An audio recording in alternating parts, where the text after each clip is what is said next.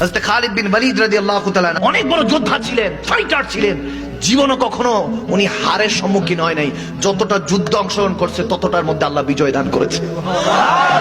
তিনি একদিন যখন রোম সাম্রাজ্যের সাথে ফাইট করছেন, যুদ্ধ করছেন, এমন অবস্থায় দেখতেছেন যে রোম সাম্রাজ্যের সৈন্য সামগ্রী অনেক বেশি, লক্ষ, তেনারটা কম, হাজারের মতো।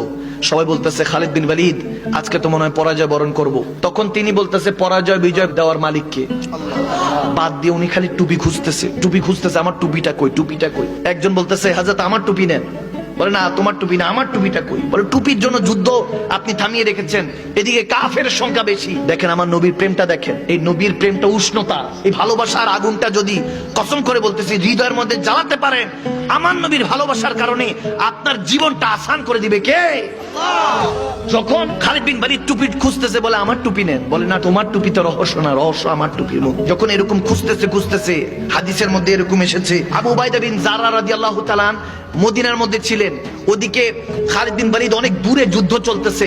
আবু উবাইদা বিন জাররা রাদিয়াল্লাহু তাআলা খাবের মধ্যে স্বপ্নে দেখলেন আমার নবী এসেছে, সুবহানাল্লাহ।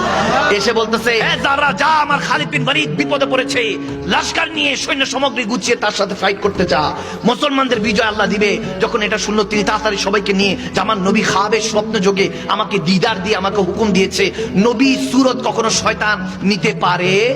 পৃথিবীর সমস্ত সুরত শয়তান নকল করতে পারে, কিন্তু দয়াল নবী রাহমাতুল্লিল আলামিনের সুরত আমার আল্লাহ এই ক্ষমতাই শয়তানকে দেয় নাই। এই জন্য নবী যদি দেখতে চান তাহলে ইমানকে তাজা করতে হবে, ইমানের তলোয়ার ধার দিতে হবে।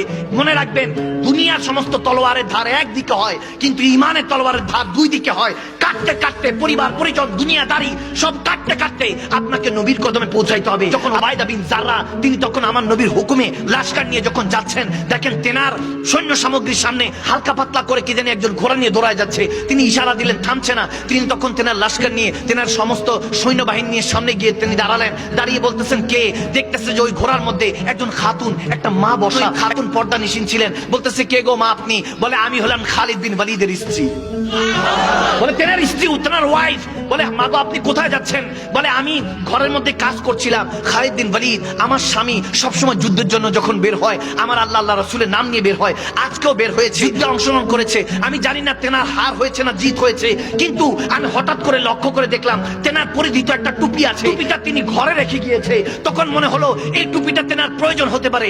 দেখেন ওয়াইফ কেমন কেমন জীবন সঙ্গী। হাইয়ালাস সালাহ হাইয়ালাল ফালাহ বলার আগে, ফজরের আগে যদি জীবন সঙ্গিনীটা এরকম হয় যে আপনাকে ডেকে তুলে দেয় যে আপনি সহজ জান্নাতে থাকতে চায়, সেই তো আসল জীবন সঙ্গী।